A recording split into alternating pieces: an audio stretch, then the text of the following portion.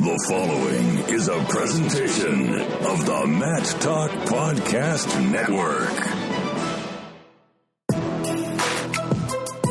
You are now tuned into the PA Power Podcast, College Edition, featuring Rob Waltko and Joe Youngblood. PA Power Wrestling. Pennsylvania is wrestling.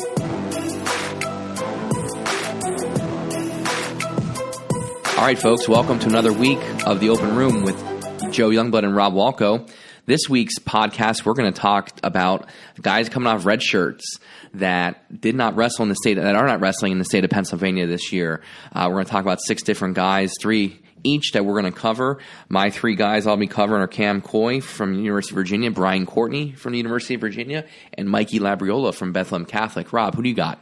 I will be covering Brian Kennerly from University of Virginia. That's a trend. Max Murin from Iowa, and then Jacob Woodley from the Oklahoma Boomer Sooners. Yep, your boy Woodley. You know, I figured you'd take him. You know, I have to. On the back end of this preview, we're also going to have an interview with Jake Woodley, and we're going to talk to him about life at Oklahoma, not being home in PA, and all things Oklahoma. So, stay tuned for that as well. I'm going to jump into things right here. I'm talking about Cam Coy, who, coming off a year at Virginia wrestling as a redshirt, where he took his time and got used to college wrestling and struggled at times. He went 14-9 on the year.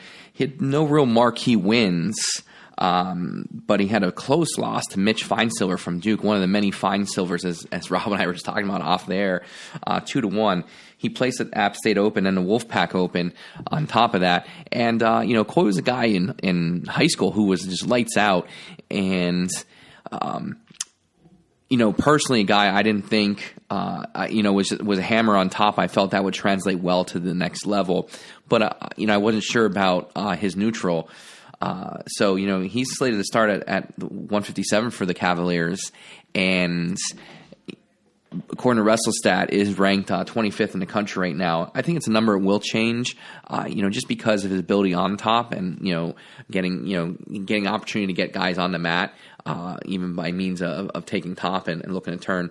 But I think 25 is probably a little low, meaning I think he'll finish somewhere this season, in the mid to high teens. As the season winds on, or that's where he'll find himself. Rob, what are your thoughts? Yeah, I agree. He's very talented. He knows how to win. He was a 3-time Pennsylvania state champ. He won as a freshman. A guy that's always been very, very stingy on his feet, really funky and very tough on top. I got the chance to watch him a little bit last year at the Southern Scuffle.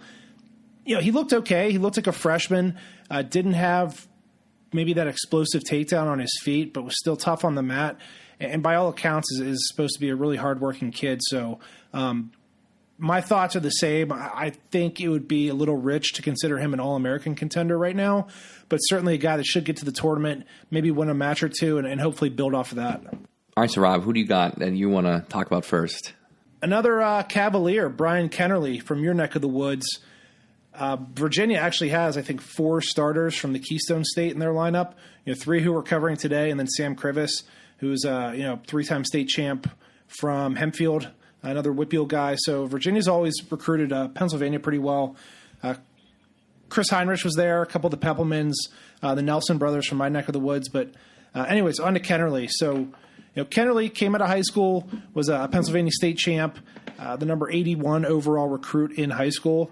He spent last year between 97 and heavyweight, and I think midway through the year they figured out that heavyweight was the better fit for him. He was 9-3 at heavyweight, and I think 3-5 at 197. He wrestled at both Matttown Opens in Lock Haven. He won the second one at heavyweight and was 1-2 at 197. So I think that speaks to the fact that he's probably more suited to wrestle heavyweight versus 197. Joe, he's a guy from your neck of the woods. I know you'd mentioned to me that, he's pretty explosive, good athlete, but not very tall, and that might limit him. What are your thoughts on his prospects coming into this year and how his style might translate to college? He reminds me of like he's a Jordan Wood or a Mike Boykin, where they're not the tallest of heavyweights, and maybe at times they'll struggle with those guys that are taller with more leverage. But he's probably a guy that's going to walk around in the 240 to 250 range, and use that athleticism, that speed, being a smaller guy to his advantage. I had the privilege to cover him, during his senior year rather, and just a nice kid, real hardworking kid that started wrestling a little bit late, and I think he has a high ceiling. It's just that whole 197. You think back, at Michael Boykin, for those that remember from Coatesville that went to NC State, he had some success at 197, but the weight, like holding that weight, was just too much, and I think Kennerly ultimately, felt the same crunch of holding that weight. Both were 215 pounders their senior years. So that's a pretty big, pretty big drop. And, although they do a good job of getting every ounce off you in college, it's just, at some point it becomes detrimental to their performance. And I think heavyweight's the move for him. Get stronger, use the quickness, being smaller. And, but, like I said, I think there's still going to be those times where he's going to struggle with the guys that are able to maybe match that athleticism and use that leverage to their advantage. Joe, I know that he was a state champion his senior year. What did he do as a junior and sophomore? Did he kind of come out of nowhere his senior year and make a big run? As a sophomore, he was, I think he was a regional qualifier as a sophomore, and he was a state qualifier as a junior. Memory serves me correct. I don't have the numbers right in front of me. But his ascension to becoming a state champ was unbelievably rapid. And that Upper Darby program, produced him, Colin Cronin, some guys, and they had just a hard-nosed area. Upper Darby, for those that know, is just as tough as it comes. And if you're able to come out of there and have success, you can do it anywhere. And you can see, Caroline, he's gonna be good. Because he just knows how to work and he knows how to win. And he came as a senior and beat Joe Doyle from Rock South twice. I think they definitely in the regional final. And in fact, I remember I picked Joe Doyle to win in my predictions of our Southeast region. And when he beat Doyle, he made sure to remind me of it. And after he won the state title, and I believe he beat Ian Endenfield in the state finals, he reminded me again that I didn't pick him to win regionals, let alone a state title. So at that point, though, I told him, I went public and said I wouldn't pick against him a second time, and did pick him to get to win a state title. So, like I said, real nice kid that I think is going to really make take the opportunity at heavyweight and make the most of it for the Cavaliers and Steve Garland. I see that WrestleStat has him 23rd, so obviously a guy that should qualify by their standards. Looking over the ACC, top of my head, you have Billy Miller, who transferred into Virginia Tech, and then you have Demetrius Thomas, who transferred in from Williams Baptist, but not the deepest weight in the ACC. So he will be tested, of course. It's a tough conference, but he's not going to be walking into landmine after landmine like some of those weights. Joe, what are your thoughts on his projections this year? Do you see him making the tournament? I mean, do you foresee him making any type of run, or do you think maybe he's a year or two away from that? I honestly think he's a year away, and I'm sure Brian's going to listen to this, and I might get a tweet from him telling me not to pick against him. But Brian, I'm sorry if you do listen to this. I'm going to pick against you. I just think maybe a year away, and if that fuels your fire to get where you want to be this year, I hope it does. But it's not intentional. Not that I don't think you can. I just think that with the transition to the weight, getting acclimated, and being a full-time college starter, there's some definite problems that therein lie with all that comes with that. And I just think maybe you need another year before you're ready to make that run in NCAAs and beyond. I totally agree, Joe. Who's your next guy? Staying with the Cavaliers, I got Brian Courtney from Athens, PA. One of the Cinderella stories of all time in the PIAA wrestling tournament. Rob, was it he beat 3 state champs en route to winning the state championship at his junior year, correct? That is correct, and he capped that off. He went to Flow Nationals and beat up that Justin Mejia that was supposed to go to Iowa, then Illinois, then back to Iowa. I think he's at Fresno now, but he had a huge junior year, and he's a lot of fun to watch. Brian Courtney was 21-9 in his redshirt year. He was first at the Appy State Open, or Appalachian State Open. Sorry about that. First at National Collegiate Open. He was a match away from placing at the Scuffle, and he had a 5-4 win over another tough redshirt freshman, Al Kagan from Ohio. So, again, he doesn't have any real marquee wins as far as that we'd be looking for, but a guy just fun to watch, opens it up, and, again, he's not new to big matches, and I think that's going to only be in his benefit this year as he becomes a full-time starter in that ACC, which, as we know, is definitely an up-and-coming conference for college wrestling as a lot of these programs are getting better. I'm still waiting for UVA to make the most of the recruits they're getting, but, they're definitely a team that's in there that's going to grind out some victories. Totally agree, and looking over Courtney's profile, 6 of his last 12 wins were by fall. So this guy obviously, can pick up bonus points. He's a pinner.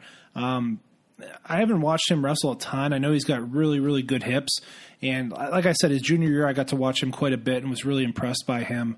We'll see how he does at 33. I think he's going to be pretty big for the weight, but he's got really, really good cardio. So I imagine that'll carry over, and he'll probably be able to drown some guys later in matches and force them to make mistakes and put them on their back.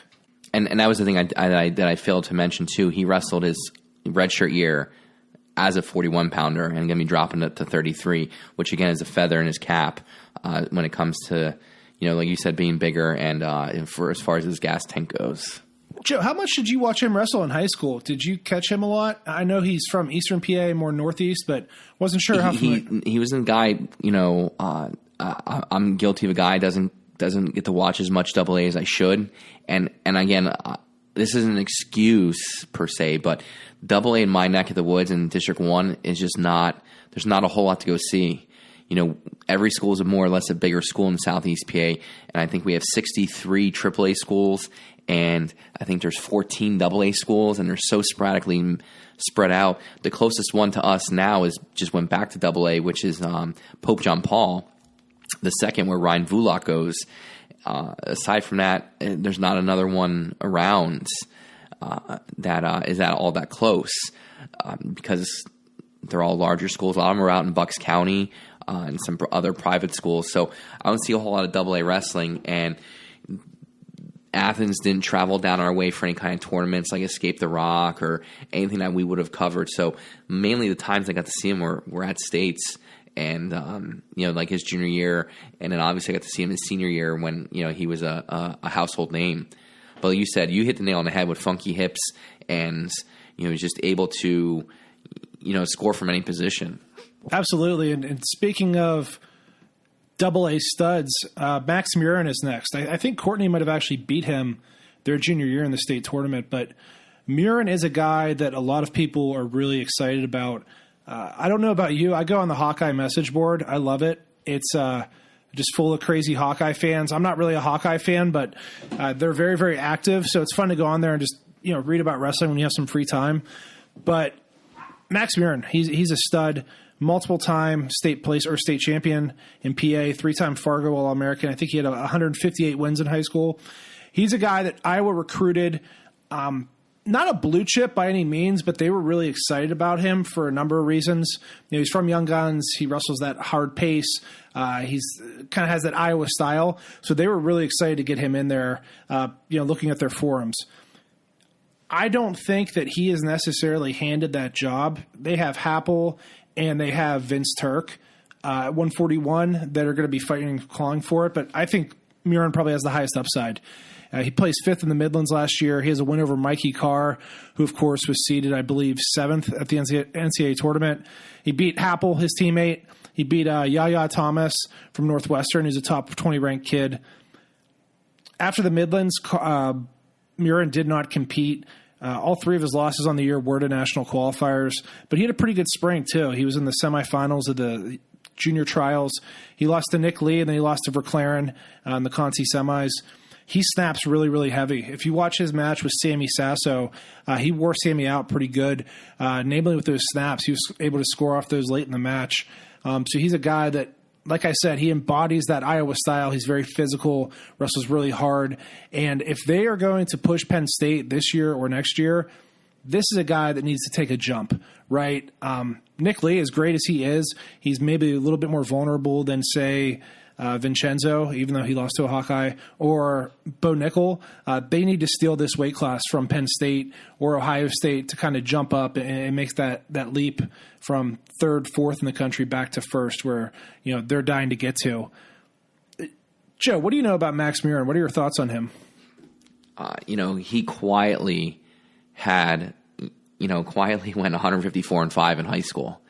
He wasn't a guy that at least towards the eastern part of the state was a household name, and like Brian Courtney became, and all he did was win 2 state titles, was a runner up, 5th place, he had 5 losses in his career.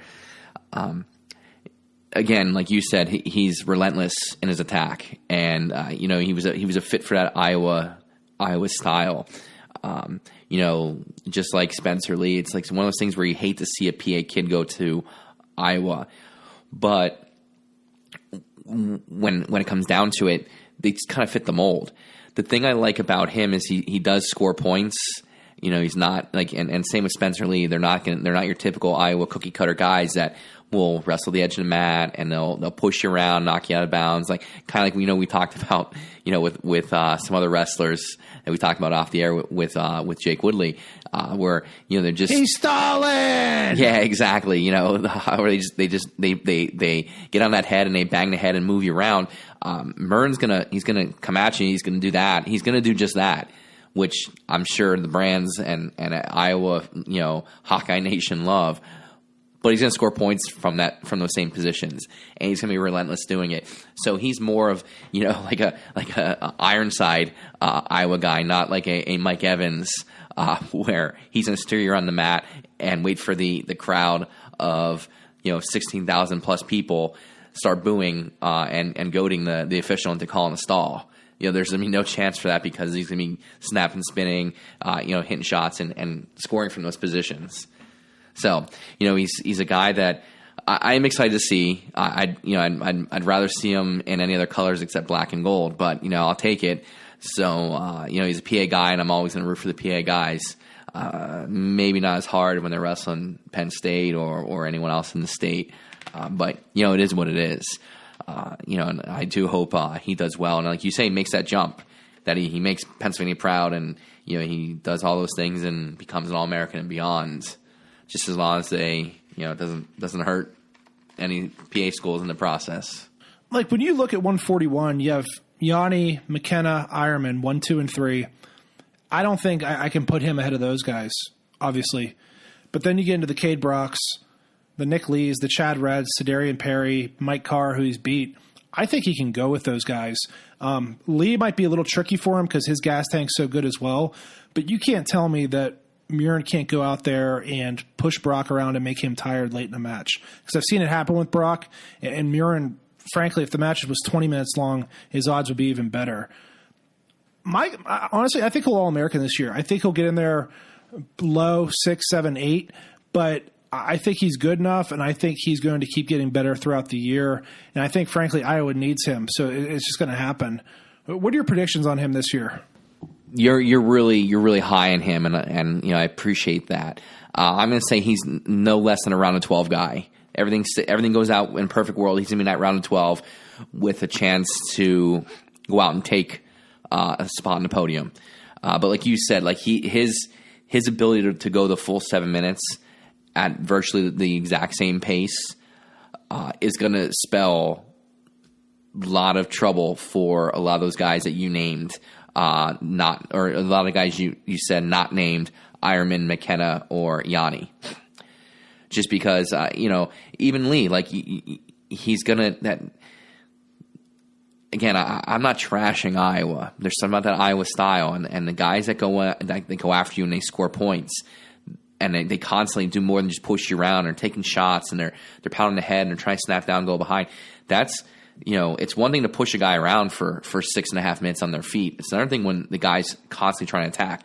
And the thing that his offense does is it never allows you to get comfortable. So, you're constantly defending that, and again, that's mentally taxing.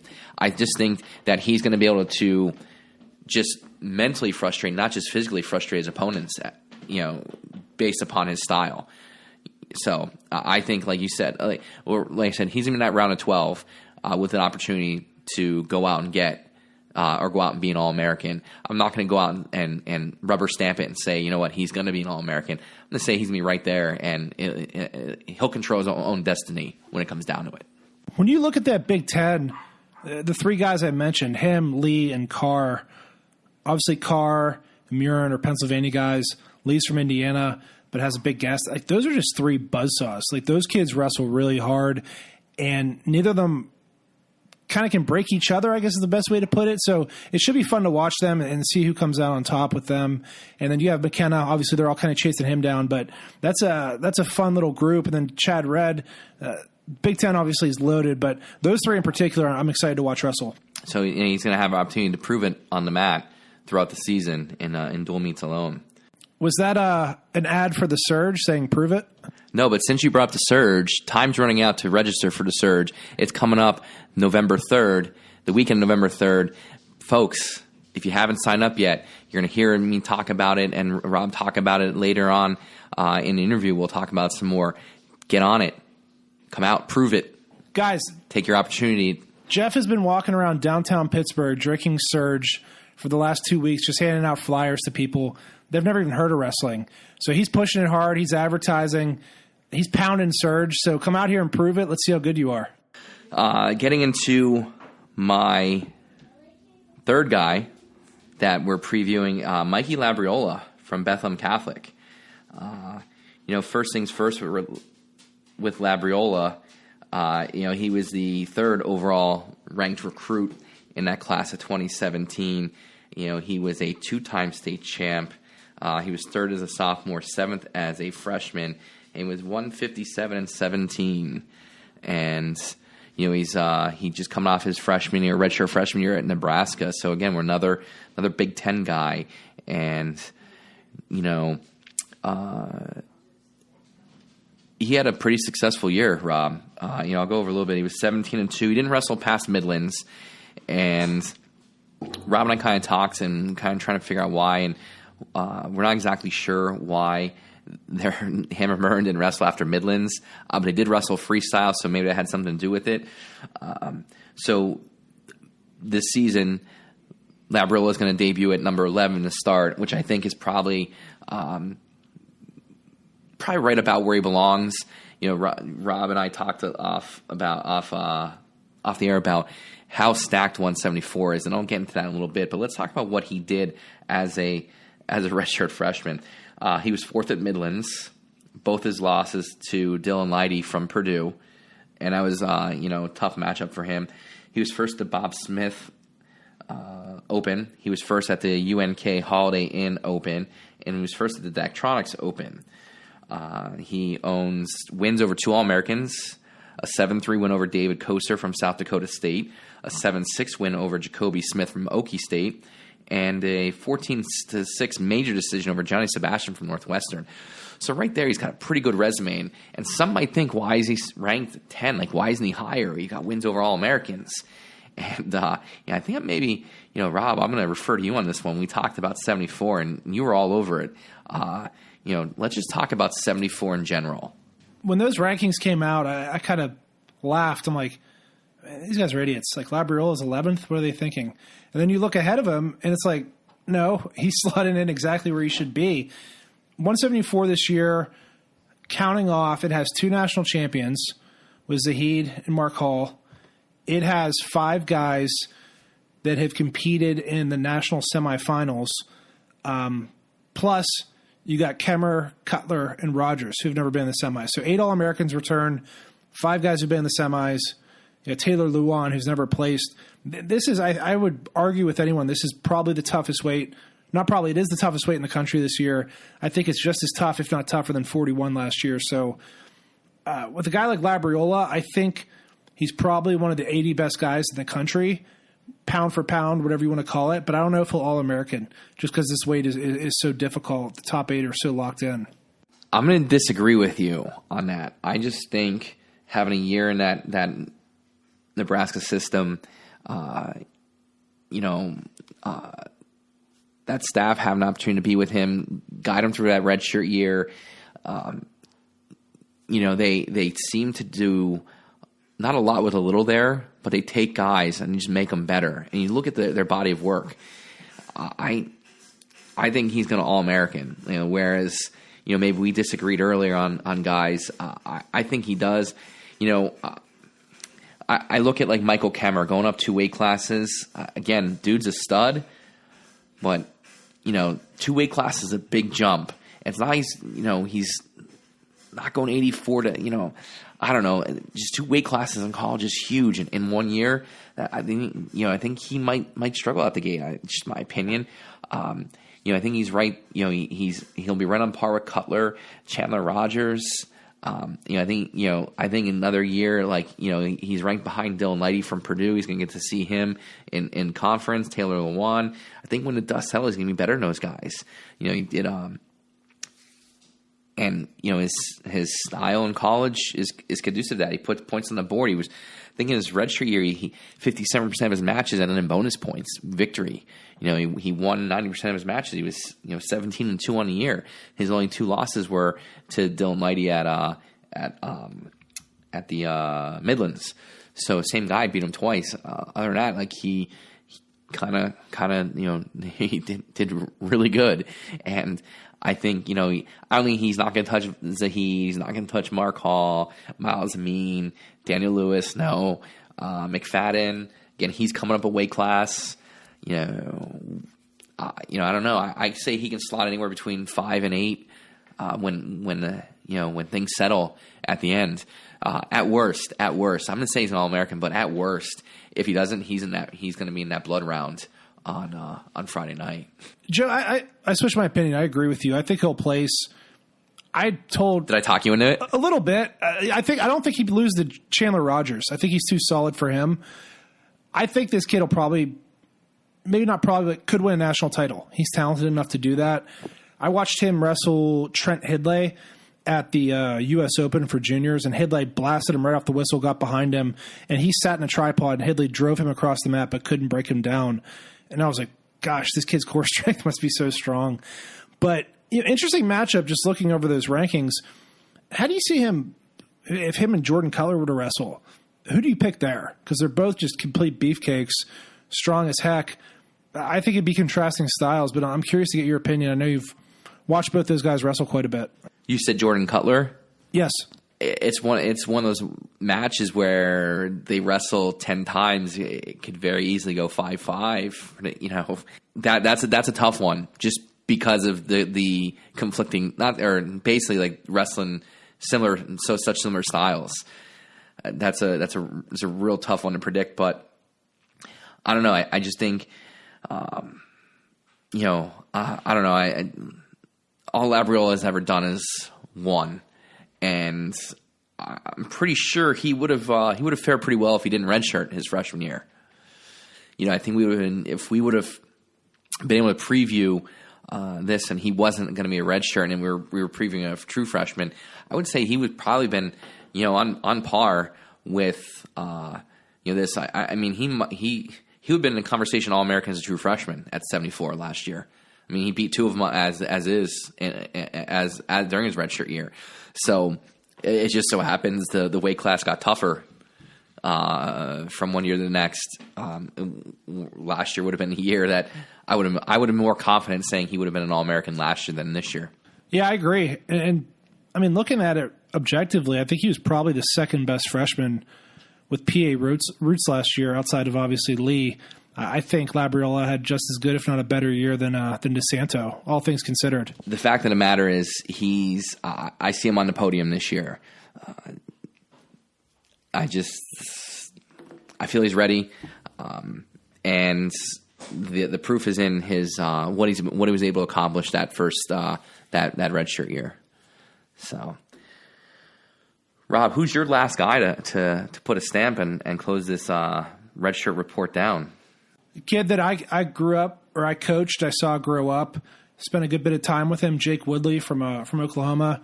He's slotted to be their 197 this year. He starts the year ranked 14th by Flow Wrestling. Great kid. He's grown a lot. Like, he started, I think, as a 38-pounder in high school, up to a 97-pounder now. So he brings pretty fast leg attacks. He moves really well, which I think a lot of these guys at 197 just aren't ready for. But admittedly, he has to get stronger. I know he spent a lot of time working on that over the last 12 months. Last year, he had a record of 15-3. Didn't wrestle well at Lindenwood. He went 0-2. He lost to Warner and then his teammate Boyd. His other loss on the year was to Darmstead from Cornell, which I'll have to ask him about a little later during our interview. But he won the National Collegiate Open, won the Sweet Open, won the OCU Open, and Jeff, he won the UNI Open as well. He beat Jacob Warner. But Jeff, I know that he had mentioned to me that there's not a whole lot to do in the Midwest from an open perspective. So maybe after the Midlands, those guys don't travel a ton. But Woodley's a guy, I think he could get on the podium this year as well. He's really tough on his feet. You look at the guys 7th, 8th, 9th, 10th. I think he's right there with them. I think he's just as good on his feet. He just has to get a little bit better on the mat and a little stronger. But what's your impressions of him, Joe? I know you had a guy wrestle him in high school, so you got to watch him wrestle up close as well. I did, and I have to say I was definitely left impressed seeing him wrestle in high school, and I didn't, truth be told, didn't get to see him wrestle during his redshirt year. But as I look at how the rankings fall and knowing the kind of wrestler he is and seeing the success he had and his results, I'm going to say he's a top 10 guy. You look at the guys ahead of him, Grigo from Oregon State, Warner from Iowa, Brunner, Wheeler, Loizu, Traxler, even Brookie. Like, I think he can go with any of those guys. Then you start talking about the top 6, and things change. You got Bo Nickel at 97 now, Kyle Cannell, who was the darling of the NCAA wrestling tournament last year, which, again, on a side note, I'm really interested to see his encore performance based upon what we all witnessed, the greatness and the amazing 3 days he had in Cleveland last year. See if he's able to find that magic again for his senior year. Colin Moore, all right, we know what he brings to the table. Holshag, Miklas, Weigel, like that top 6. That's a little. Those guys are. I wouldn't say they're cemented in there, but aside from Bo Nickel, I think that the next 4 or 5 is kind of interchangeable, and then there's room for 2 more guys to slide in somewhere, and Woodley's in that conversation. There's, Woodley's in that conversation. Guy we talked about when we did Bucknell, Garrett Hoffman, like even all the way down at number 18, like 97. For as much as it's not wide open, it kind of is, because after that first 5 to 6 guys, like it's going to be a lot of guys competing to get on that podium. So I think, like I said, Woodley, when it comes down to it, he's, I think maybe he's a year away, but again, at the same time, I think he'll.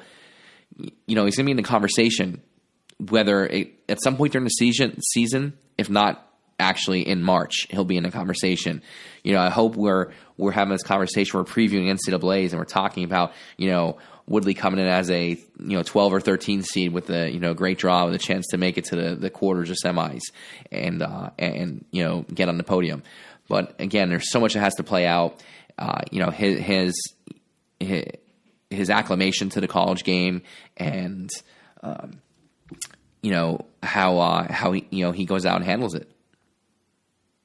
Yeah, the good thing for him is those guys at 4, 5, 6 are in conference, so he's going to get a chance to see all of them, and they're all a little bit different. So it'll be interesting to see how his style matches up. Miklas is obviously really wide open. He gives up a lot of points. He's good on top. He can put people on their back, but he gives up his legs a lot, frankly, which could help Woodley. Woodley's very good at getting the leg attacks, but he could shoot himself out too. Holschlag is just the bull He's really strong, wrestles really hard. He's kind of your prototypical Iowa guy wrestling for Doug Schwab. So that's kind of a different style. And then Weigel is just physically strong, tough on top. You could see him take Woodley down in 15 seconds and just make that period torture by riding him out. So he'll get a chance to see all those guys and see how he matches up. But I think he will do well. I think he's going to help kind of put Oklahoma back on the map. And he wrestles a style that a lot of these 97s aren't used to. Like I said, has great leg attacks, moves his feet really well, and just has to keep doing that. And I think it'll be a good year for him. Is he one of your proteges, Rob? I wish I could give that credit. There was a lot of people that helped him. I wrestled with him once, twice a week for 3-4 years. Obviously, I have a pretty good relationship with him and his family, but there's a lot more people that put time into him than me. So obviously, they've done a lot more than I have. I appreciate your modesty on that, answering that question. It definitely was good to have him around, though. It kept me in better shape. So that's your excuse now? Is that what you're saying? Yeah, so our coaches need to do a better job of coaching guys up so I can work out with them and lose some weight. And those that are listening out there, there's a lot of other guys who we'd like to preview. We're throwing around in the future. Rob and I talked about doing a D2 and D3 preview, just like kind of over looking over what's coming down the road for our Division II programs within the state, what to look for, and even our Division III programs. I want to give love to everyone. Definitely want to. We haven't been on the air since. But for those that have not heard, definitely want to, say my 2 cents about Billy Racich, longtime coach at Ursinus College here in Collegeville, PA. He was at Ursinus for well over 20 years. I know it's probably over 30, but I don't want to misquote the time. And just a really, really nice guy that made a lot of made college possible for a lot of kids that maybe wouldn't otherwise be there, and just a great ambassador to the sport. I didn't know him very well, but he always treated me like he was my best friend, and he did that to everyone. When they had his memorial service, well over 1,000 people showed up for it. Former wrestler, just people whose lives he touched. He just retired as a teacher from the Springford School District back in June, and he passed away unexpectedly a few weeks ago. So definitely want to give Billy a shout out, because he's one of the good guys of the sport that was been doing it for a lot of years, and did a lot for a lot of kids in not just Southeast PA but all over, give them opportunities to go to Ursinus College and wrestle.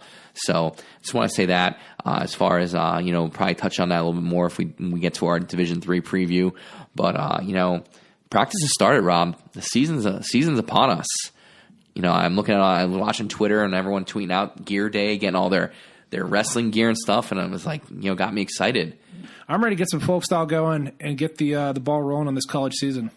Definitely, college season, high school's not too far behind, but we'll be our goal is to be more regular once the season's upon us and we get things going, where we're doing weekly check-ins. So sit tight.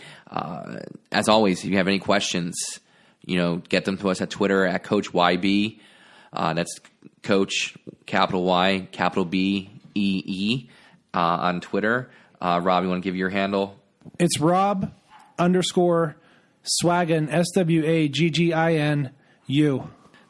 Or you can get us at on the Facebook page. Anything you want us to cover, anything you want, questions you want answered. I'd love to get some questions we can answer from the fans, good, bad, or indifferent. So, but Rob, if you don't have anything else, we're going to sign off here. Sound good? Yeah, let's get to our interview with Jake. Yep, stay tuned. We're going to bring on Jake Woodley here in a second on the line, and we're going to talk to him about life in Oklahoma, college wrestling, and everything in between. Again, thank you as always for tuning in. Take care and have a good night. Thanks, guys. We have Jake Woodley on the line from North Allegheny. Rob's going to tell us a little bit about who he is and what he's done, and then we're going to jump into some questions for him. Rob, take it away. Yeah, Jake, so he is our first North Allegheny Tiger on the show, hopefully first of many. But he's the freshman at Oklahoma. He's a 197-pounder for the Sooners. He's a two-time Pennsylvania State champ, AAA, wrestled with Dapper Dan, multiple times, I think 4-time Fargo All-American and freestyle, twice in cadet, twice in junior. Had a good college start to the year, or started to his career. I believe was 19-3. All 3 losses were pretty quality. One to Jacob Warner, one to Jake Boyd, who's his teammate, and then one to Ben Darmstead, and then has a win over Warner, win over Jackson Strigow, who's a tough wrestler from Michigan. But, he's a tough kid, and we're glad to have him on. Thanks for coming, Jake. Thanks for having me. Yeah, Jake, thanks for coming on. So, I'll kick things off here.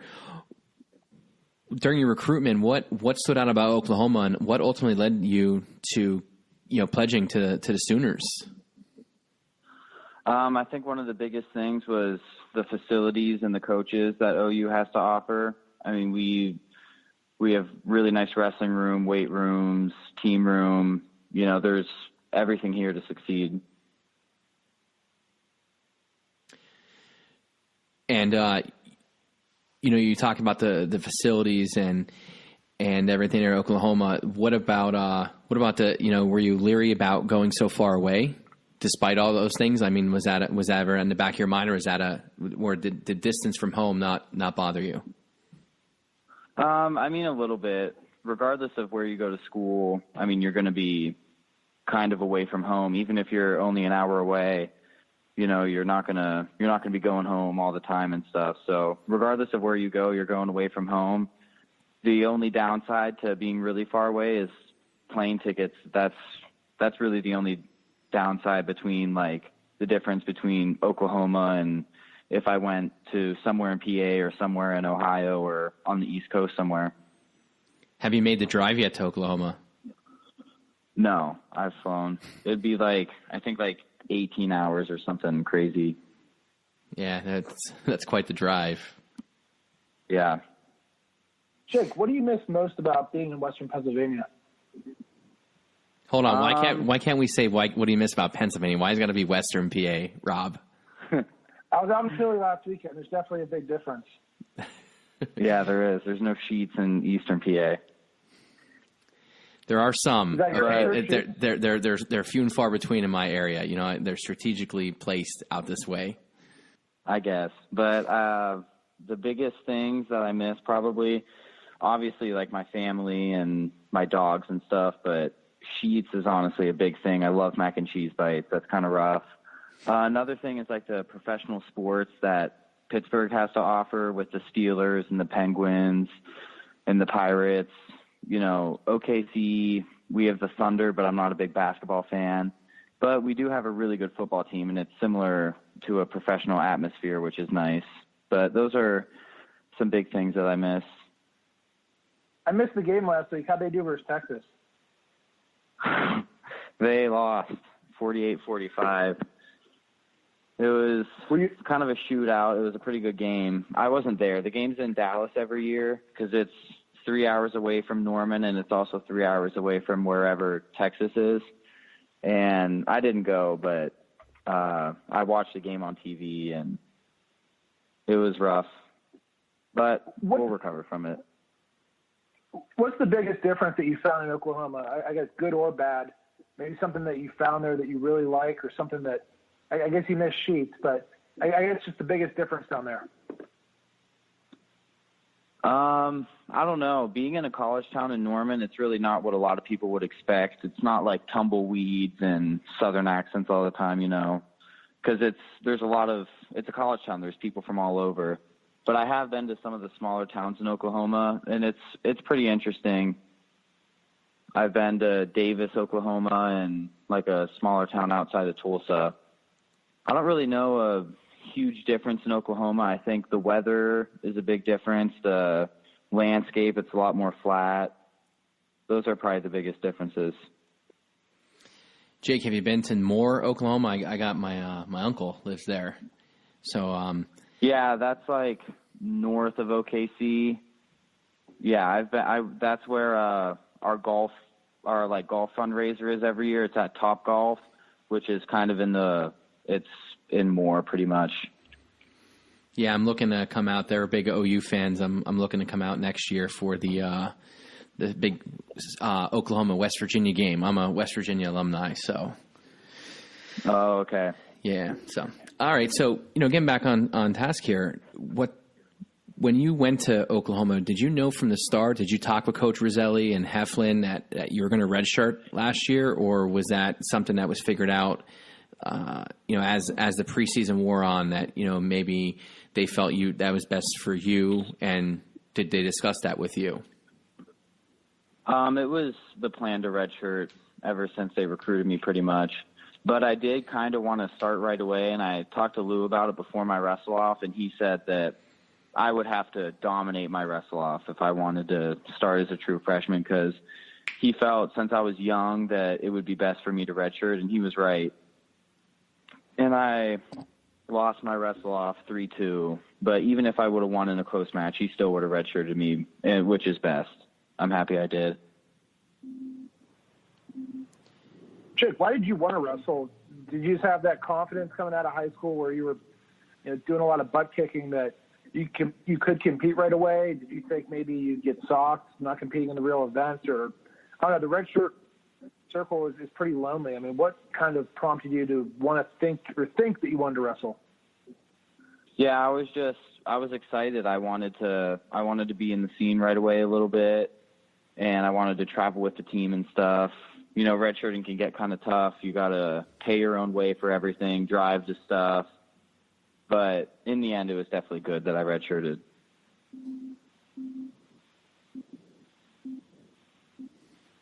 What are you studying, Jake? Health and exercise science. I'm like a pre-physical therapy route right now. How are those courses? I mean, you're probably taking a lot of sciences, biology, stuff of that nature, right? Yeah, it's pretty heavy with science. I took biology in the spring, and I'm in chemistry right now.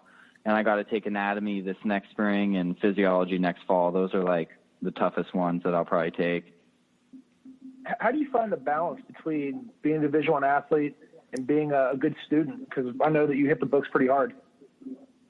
Yeah, I think a big thing that we have, this is another great thing that the school had to offer, is that they have like tutoring and stuff like that offered, which is really nice.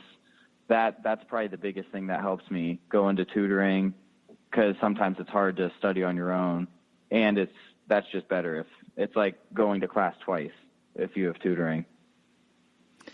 So is that required for all the wrestlers? Oh, sorry, Joe. Oh, no, you're good. Kind of, yeah.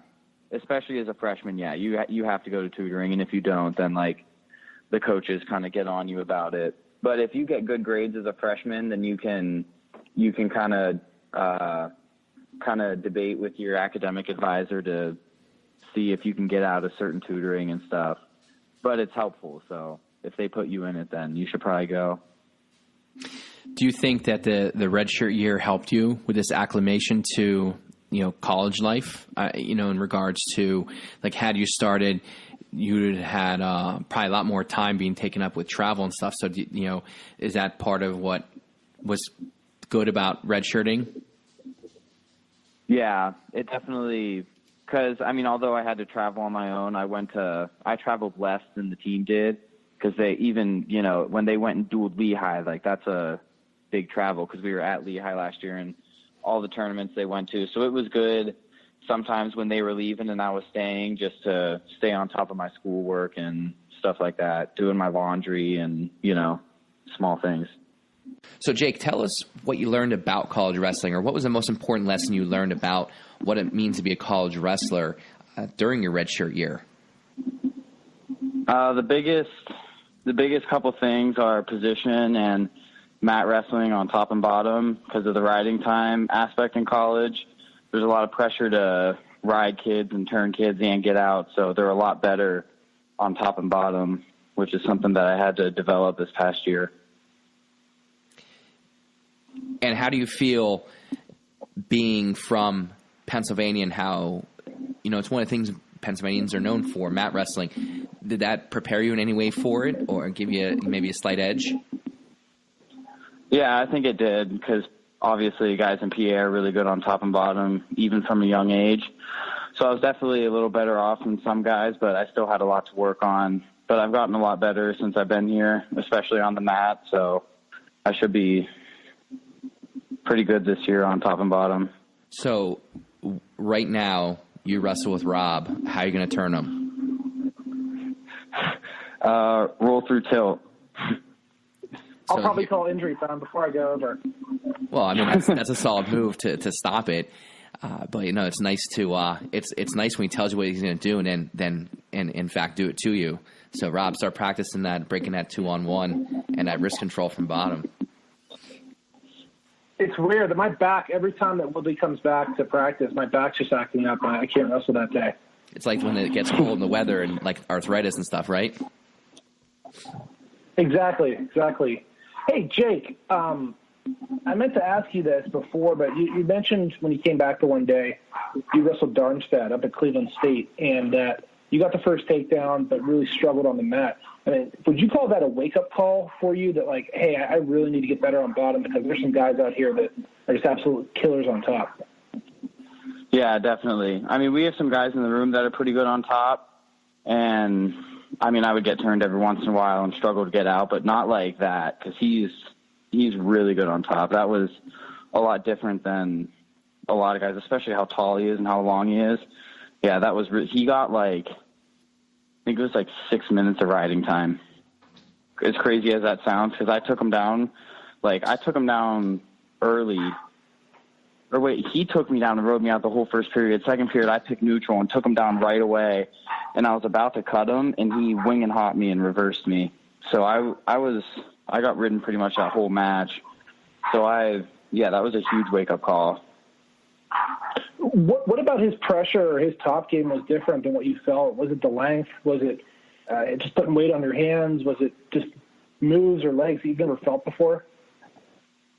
I think it was a lot of the length. I mean, he had pretty good pressure, and a lot of it was when I came to my feet. Like, he would suck me back and stuff.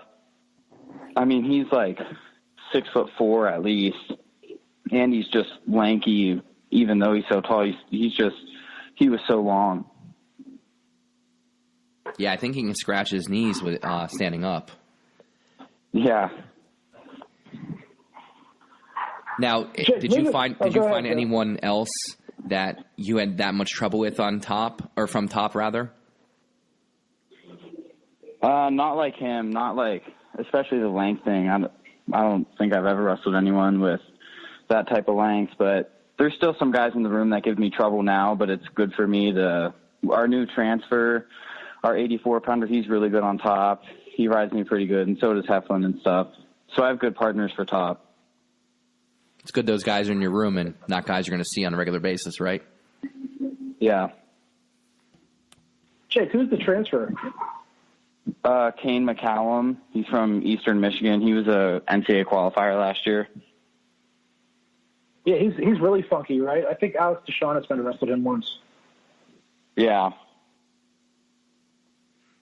He's like 6'1", 6'2". He's pretty tall.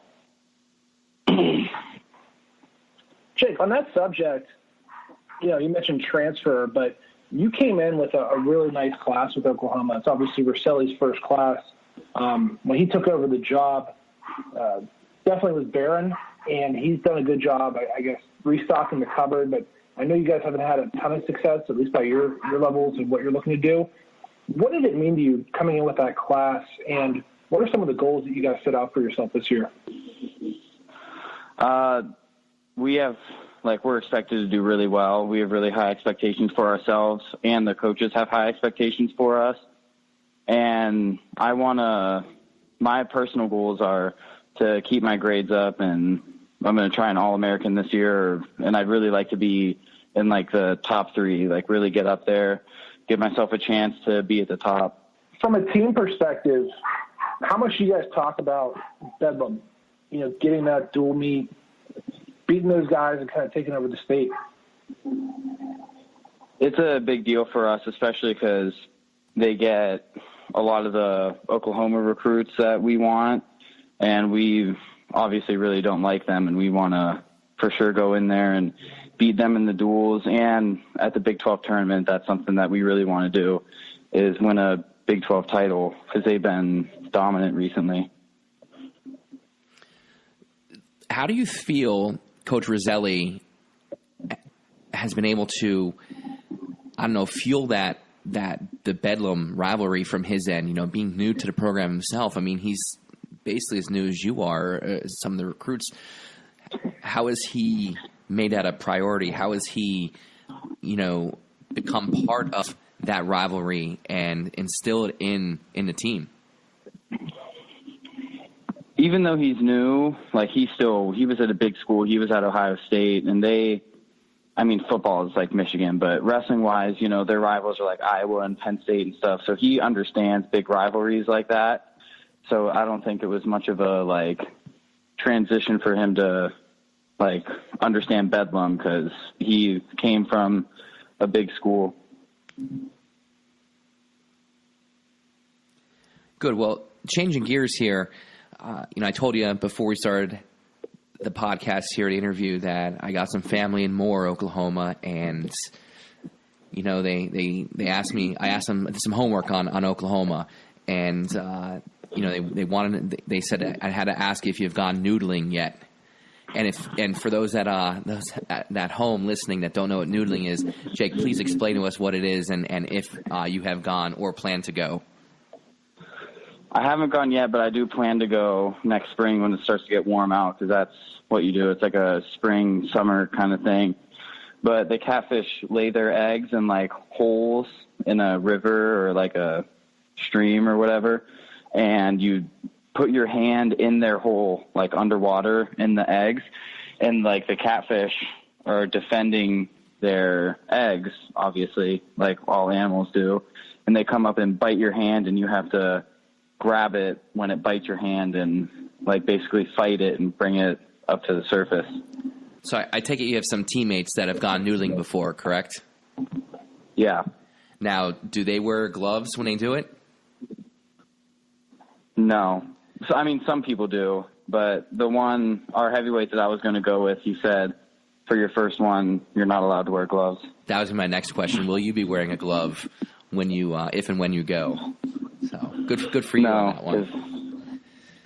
Yeah, they rip up your hand pretty good, but he said first one can't use a glove. It's like rite of passage in a sense. Yeah. Jake, what's Coach Rosselli think about you ripping your hands up? I mean, if we came back with ripped up hands and stuff, he'd probably just say that we would have to deal with it. He wouldn't really care. We certainly wouldn't be able to get out of anything, that's for sure. He would just be like, you know, he'd probably say that's a you problem. It's probably what he'd say. Sounds about right. So, Jake, again, we appreciate your time and coming on and talking with us, and wish you nothing but the best of luck here from our podcast and PA Power Wrestling. And you know, even though you're abroad in the great state of Oklahoma, you know, Pennsylvania, I'm sure a lot of fans, including Rob and myself, are definitely pulling for you and going to be following you this year. We hope to check in with you later in the season, and you know, just to see where you're at and how things are going. But you know, best of luck in the preseason. Now that practice has started, and you know, as the season starts. Thank you. Thanks for coming on, Jake. No problem. That'll wrap up another week here in the open room with Rob and Joe. Thanks for tuning in. And as always, visit PAPowerWrestling.com for all your wrestling needs. Follow us on Twitter at PAPowerWrestle. Give us a thumbs up on Facebook. And check us out on Instagram. Don't forget, fans, you can subscribe to PA Power Podcast on iTunes and listen to all 3 shows on Spotify. If you want to send any suggestions or questions for the show, email us at collegetalk@PAPowerWrestling.com. All right, again, thanks. Rob and Joe signing off. Take care. Have a good night.